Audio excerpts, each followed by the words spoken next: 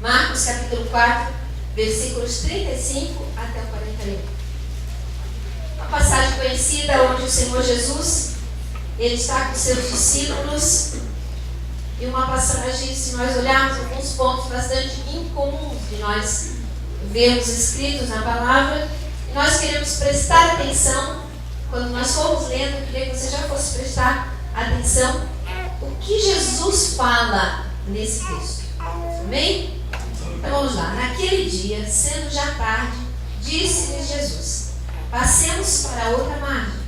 E eles, despedindo a multidão, o levaram, assim como estava no barco. E outros barcos o seguiam. Ora, levantou-se um grande temporal de vento, e as ondas se arremessavam contra o barco, de modo que o mesmo já estava a encher-se de água. E Jesus estava na polpa, dormindo sobre o travesseiro. Eles os despertaram e lhe disseram: Mestre, não te importa que pereçamos? E ele, despertando, repreendeu o vento e disse ao mar: acalma-te, emudece. O vento se aquietou e fez-se grande bonança. Então lhes disse: por que sois assim tímidos? Como é que não tendes fé? E eles, possuídos de grande temor, diziam uns aos outros: quem é este que até o vento e o mar lhe obedecem? Amados, esse texto, nós vamos ver que se repete. Nós temos alguns detalhes a mais, se você quiser. Os evangelhos, eles são muito gostosos de estudar, porque sempre muitos textos estão tanto no evangelho de Mateus, de Marcos, de Lucas e alguns também no de João, menos, mas também estão lá. E esse texto se repete nesses três evangelhos, fala de Jesus acalmando a tempestade. E a primeira coisa que me chama a atenção aqui tem algumas pessoas que têm uma Bíblia que tem as palavras de Jesus em vermelho. Então, se você tem essa Bíblia, vai ficar mais fácil de você compreender aquilo que eu estou querendo falar. O primeiro versículo nos dá uma frase de Jesus, uma ordem de Jesus, que diz: passemos para outra margem. Eles estavam ali, Jesus estava falando com eles. Nesse texto diz que ele estava falando das parábolas. Lá em Mateus nós vamos ver que vem seguido de muitas curas, mas fala que naqueles dias foi que isso aconteceu. Então nós não sabemos exatamente qual a sequência exata desse fato, mas um certo dia Jesus desafiou os seus discípulos a entrar no barco e passar para outra margem. Eu quero te dizer, meu amado irmão, nessa manhã, que o Senhor Jesus está aqui hoje. Ele está aqui, Ele está falando com você, assim como Ele falava com os discípulos naqueles dias. E Ele também fala: entra no barco, vamos passar a outra margem. Jesus sempre tinha um desafio para os seus discípulos, porque Ele estava com os seus discípulos com um propósito. E assim também Ele está conosco, comigo e contigo, com um propósito. E a primeira coisa que Ele quer estar é junto no barco. Você precisa ter a certeza que você está junto com Jesus no barco, porque coisa triste é nós estarmos no barco sozinhos. Estar com Jesus também enfrenta a tempestade, como nós lemos nesse texto. A Bíblia diz que o sol e a chuva estão sobre bons e maus, que as coisas acontecem para quem é crente e para quem não é crente. Pessoas boas sofrem coisas ruins, e isso é uma verdade, é uma realidade triste, injusta do mundo que nós vivemos, mundo que jaz no maligno, mundo decaído por causa do pecado. Então a primeira coisa que nós precisamos ter a certeza é que Jesus está no barco, e nós estamos no barco de Jesus. Porque coisa triste é nós enfrentarmos tempestade e não termos Jesus para clamar. Coisa triste é nós estarmos lá no mundo. Algumas pessoas dizem: mas Jesus, seguir Jesus não é fácil.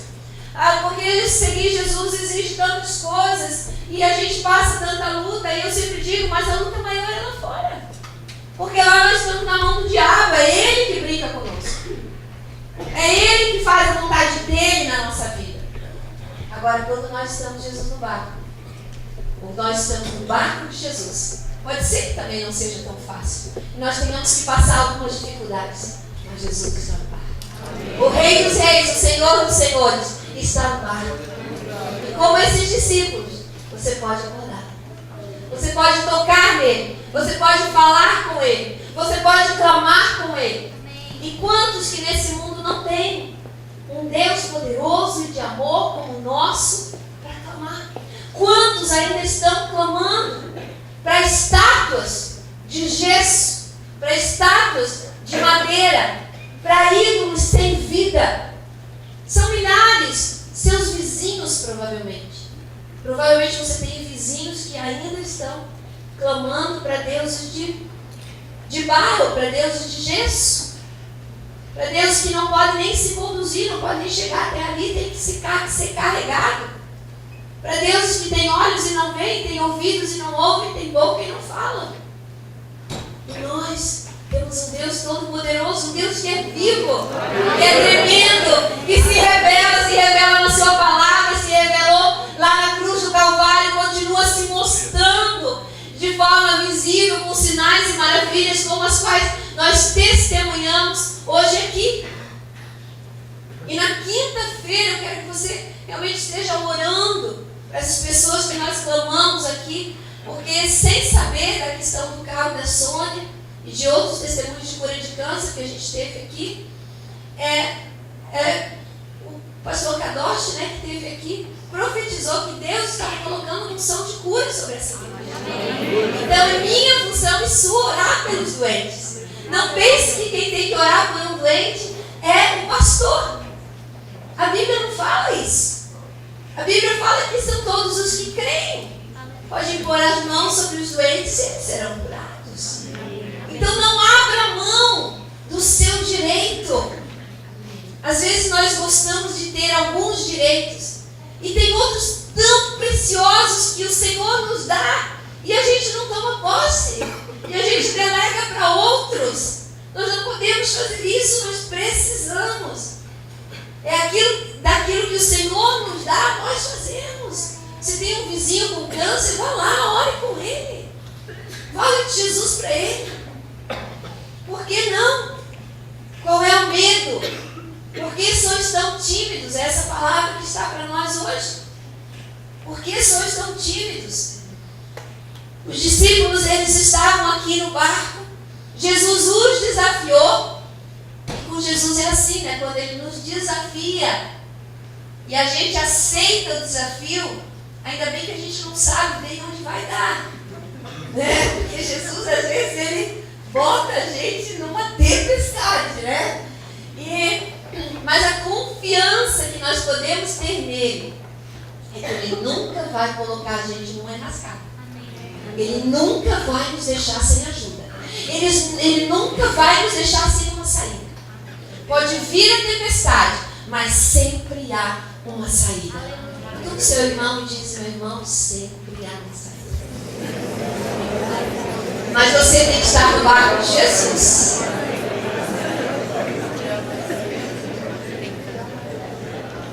E aí, vem a tempestade, vem as ondas, vem um grande temporal e começa a entrar água no barco. E eu escolhi esse texto de Marcos porque essa figura eu fiquei imaginando um barco na tempestade e Jesus dormindo, e só Marcos fala que tinha um travesseiro. Tinha um travesseiro ali, Jesus estava no travesseiro. E eu achei interessante isso. E porque, acho que foi na sexta-feira, eu estava conversando com um dos irmãos aqui do grupo de casais. Se você não sabe, toda sexta-feira casais se reúnem aqui. E é aberto, qualquer casal pode participar, E é uma bênção. Sexta-feira tivemos um tempo maravilhoso. E um irmão falou assim para mim, eu achei engraçado, ele falou assim: eu acho que Jesus dormia muito pouco, porque tinha tanta coisa para fazer e não sei o que, não sei o que. Eu nunca pensei quanto que Jesus dormia. Aí vi aqui que nesse texto Jesus estava dormindo. Jesus também aqui dormindo mostra o seu cansaço, ele mostra a sua humanidade. Ele mostra aqui que ele era totalmente humano, sujeito àquilo que eu e você somos sujeitos, Às vezes a gente tem a impressão que depois que a gente se converte não dá nem para dormir, Porque tem tanta coisa para fazer, tem para pregar, tem isso, tem aquilo. A gente tem que entender que a gente nunca vai ser o salvador do mundo. Principalmente nós pastores, às vezes eu falo isso para eles, A gente precisa saber que quem vai salvar as pessoas não somos nós, é Jesus. Ele que continua salvando as pessoas. E aqui Jesus mostra a sua humanidade. Mas a humanidade de Jesus, ela quer revelar aqui para nós algumas coisas interessantes. Uma humanidade que é curada, uma humanidade sadia, uma humanidade que não carregava o peso e o desvio do pecado na sua vida. Então a gente vê que é uma humanidade de Jesus totalmente mansa, tranquila, sem medo, uma humanidade cheia de fé, uma humanidade cheia de autoridade. Autoridade tal que quando ele acorda, ele ordena ao vento: acalma-te, e emudece. E o vento e o mar obedecem. Amém. E a minha pergunta é: você obedece? O vento e o mar obedecem a palavra do Filho de Deus. Amém. A palavra de Jesus. E você obedece? Ou você é daqueles que botam questões? Não, obedeço se dá. Obedeço quando me agrada. Obedeço quando eu sinto no coração. Bem espiritual isso, né? Sinto no coração, obedeço. Mas o vento e o mar não questionaram. Acalmados. Houve grande bonança. O questionamento que eu quero ter com você é como está o nosso nível de obediência? Como está a nossa humanidade? Porque nós somos seres humanos, é verdade.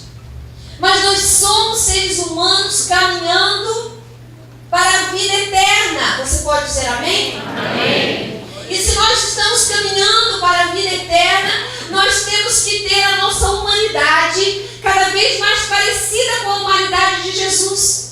Cada vez mais nós temos que ser curados e sarados de feridas, de bobagens, de mágoas, curados do nosso eu, que tanto insiste em se levantar com um, com o outro, que tanto insiste em pecar, que tanto nos impede de sermos quebrantados na presença de Deus. Porque quando nos quebrantamos na presença de Deus, também nos quebrantamos com o nosso irmão.